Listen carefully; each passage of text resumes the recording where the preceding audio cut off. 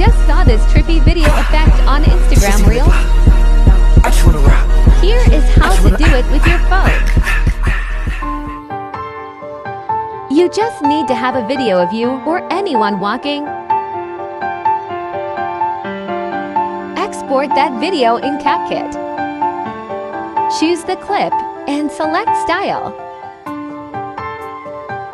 Now scroll over and search for Auto Velocity Effect.